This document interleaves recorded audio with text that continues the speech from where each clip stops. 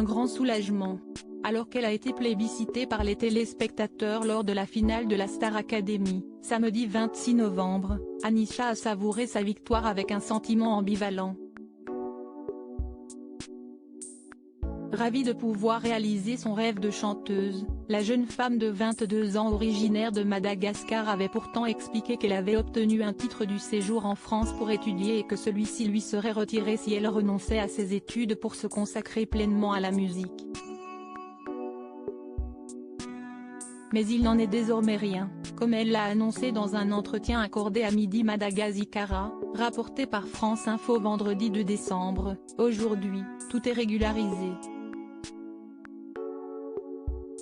Celle qui a eu l'honneur de chanter avec soprano et Robbie Williams grâce au télécrochet phare de TF1 a ainsi assuré qu'elle avait bien tout reçu administrativement, précisant au passage, vu que c'est ma dernière année d'études, mon statut peut changer en contrat de travail.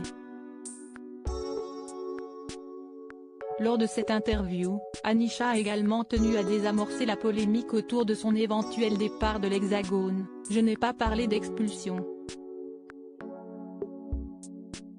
Je parlais du fait que je suis arrivée en France en tant qu'étudiante et que quand on est étudiant, on renouvelle chaque année son visa. Si la pétillante brune a décidé de poursuivre ses rêves en France, elle a également précisé qu'elle souhaitait faire un clin d'œil à son pays à travers son tout premier album en lui conférant une touche malgache. Madagascar est mon pays, j'ai envie d'être un exemple pour les jeunes de mon pays, de leur dire que rien n'est impossible à ceux qui y croient.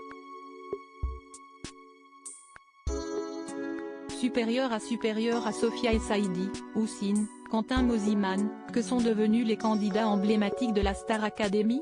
Anisha largement soutenue sur la toile lorsqu'Anisha a obtenu son pass pour la finale de Star Academy, elle a reçu de nombreux compliments de la part des internautes et même les encouragements d'Andry Rajoelina, président de la République de Madagascar.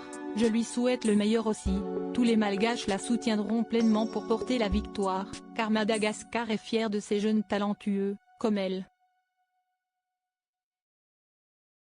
Alors, quand la carte de séjour de la chanteuse en herbe lui a posé problème, les internautes ont décidé de demander de l'aide à une autre figure politique.